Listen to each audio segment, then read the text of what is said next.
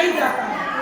और उनका दूसरा नाम विश्व मोहिनी है। और हमारे परम पूज्य बाबा साहब समता स्वतंत्रता बंधुत्व और न्याय का संदेश देने वाले विश्व रत्न, भारत रत्न, युग पुरुष, महामानव, तर्कशीलता के ताज, कलम के कोनून, कानून के देवता, 9 भाषाओं के नवाब, 32 डिग्री के बादशाह, संसार के सूर्य, पूर्णिमा के चंद्रमा, महामानव, गांधी के प्राणदाता, नारी के मुक्तिदाता, संविधान निर्माता, भारत के भाग विधाता, शाह काले, बाहुबली और बहुजन साहित्य के विशेषज्ञ ऐसे बाबा साहब के चरणों में नमन। उन्होंने कहा था कि शिक्षित बनो, संगठित रहो, संघर्ष करो। और उन्होंने कहा था कि किताबें चुप रहती हैं लेकिन आपको बोलना सिखा देती है। और उन्होंने कहा था कि शिक्षा वो सर्दी का दूध है जो पिएगा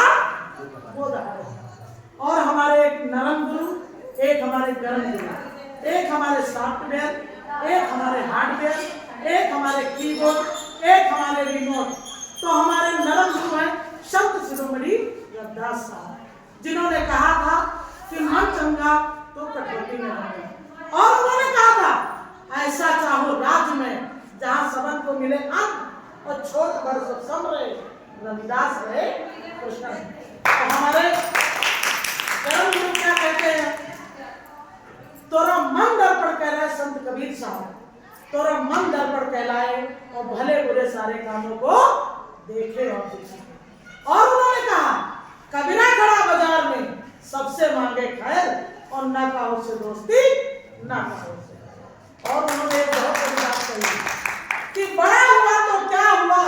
जैसे पेड़ खजूर और पंछी को छाया नहीं, फल लगे अति दूर। अब आइए हमारे बहुजन मानवर काशीराम साहब ने कहा था यदि न्याय चाहिए तो शासक बनो, गुलाम नहीं। वहीं पे शिक्षा के देवी माता सावित्रीबाई फुले, जो महात्मा ज्योतिबा फुले,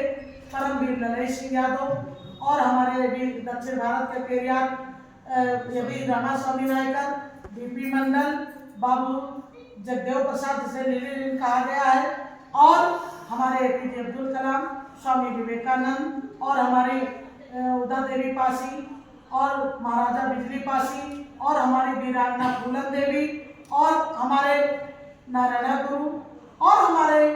सम्राट अशोक महान, जितने भी हमारे पुरुष संस्कार के, जितने भी हमारे समाज में महापुरुष हुए हैं, कुछ ना कुछ उन्होंने कहा है। और सभी महापुरुषों को महानमन करते हुए मैं कहना चाहती हूँ कि 5 बातें आप लोगों को बताना चाहती हूँ कि जिसके पास गुरु है उसका काम शुरू है, जिसके पास बुद्ध है वही शुद्ध है, जिसको मिल जाते हैं संत उसके दुखों का होता है अंत, जिसको मिल जाते हैं फकीर उसकी खुलने वाली होती है तकदीर, और जिसके पास संविधान है सभी समस्याओं का समाधान।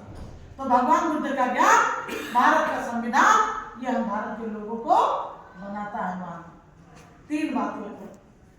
कि अगर ज्ञान चक्र बनना है तो भगवान बुद्ध की शरण में जाना होगा, अगर न्याय चक्र बनना है तो संविधान के शरण में जाना होगा, अगर होशियार चक्र बनना है तो ज्ञानियों की संघ की शरण में जाना होगा। और 3 बातें और मैं बताना चाहती हूँ, अपने साथ कैसे लोग होने चाहिए, जानदार, शानदार, ईमानदार। और हमें कोई भी संगठन, कोई भी पार्टी हमें 3 बिंदुओं से चलानी, निगरानी, नियंत्रण, निर्देशन प्लस निर्माण प्लस संपन्न समाज की स्थापना। और मैं सीधे में विषय पे आती हूँ क्योंकि हम भारतवासियों को संदेश भी देना चाहते हैं कि परम पूज्य बाबा साहब क्या चाहते थे, उन्होंने क्या किया। तो आज के इस परम पावन अवसर पर तथागत साधना बुद्ध विहार में जो यहाँ कटोही में है, नमन करती हूँ इस बुद्ध विहार की धरती को, नमन करती हूँ लखनऊ शहर को, नमन करती हूँ इन क्षेत्रवासियों को, नमन करती हूँ देशवासियों को। इसी के साथ मैं कहना चाहती हूँ आज हम भारत के लोग विश्व के एक सबसे बड़े महान लोकतंत्र भारत देश में बड़े ही आन बान और शान के साथ भारतीय गणतंत्र दिवस का उत्सव मना रहे हैं, जो इस बात का प्रमाण है कि कभी जब हमारे पास भारतीय नहीं, हम कभी हमारे पास भारतीय का होने का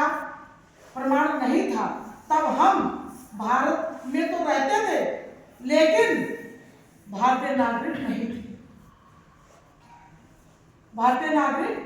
थे। तब ऐसे में दर्दनाक दौर में हमारे परम भारतीय संविधान निर्माता परम पूज्य बोधिसत्व डॉक्टर बाबा साहेब भीमराव रामजीराव साक्यपाल अंबेडकर साहब ने अपने जीवन और संघर्ष का सर्वोच्च प्रमाण पेश करते हुए हमारे देश भारत का भारतीय संविधान लिख करके हम भारत के लोगों को सर्वप्रथम भारतीय स्वतंत्रता का स्वाद चखाया। यही वो भारतीय स्वतंत्रता का स्वाद है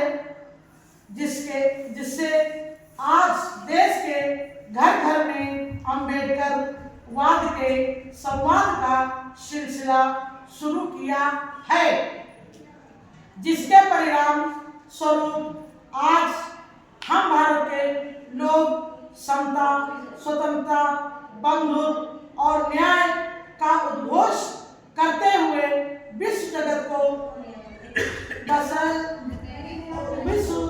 को वसुधैव कुटुंबकम अर्थात समस्त संसार को अपना घर परिवार और जगत के सभी मनुष्यों, प्राणियों, जीव जंतुओं सहित सभी को प्रेम, मैत्री, करुणा और शांति का संदेश देकर नव भारत निर्माण का सम्यक संकल्प लेकर बुद्धमय भारत निर्माण करना चाहते हैं। लेकिन आज भी आजादी के 75 साल होने के बावजूद भी हमारे देश की तोड़ने वाली ताकतें न केवल हमारे देश को हिंदुस्तान या पाकिस्तान बनाना चाहते हैं, आखिर भारत को भारत क्यों नहीं रहने देना चाहते हैं? वो तब जब देश के महापुरुषों ने जाकर अपने गीत के माध्यम से समझाया, ना हिंदू बनेगा ना मुसलमान बनेगा, इंसान की औलाद है, इंसान बनेगा। इस यदि कुछ लोग 400 पार का सपना देख कर हमारे देश का संविधान बदलना चाहते हैं, ऐसे लोगों से अब हमें सावधान और सतर्क रहकर देश के हर घर में संविधान का संदेश पहुंचाकर समाज में समतामूलक समाज का स्थापना का समय संकल्प लेकर महान सम्राट अशोक के शासन और प्रशासन का वाला अखंड भारत का प्रबुद्ध भारत निर्माण करने का निर्णय आज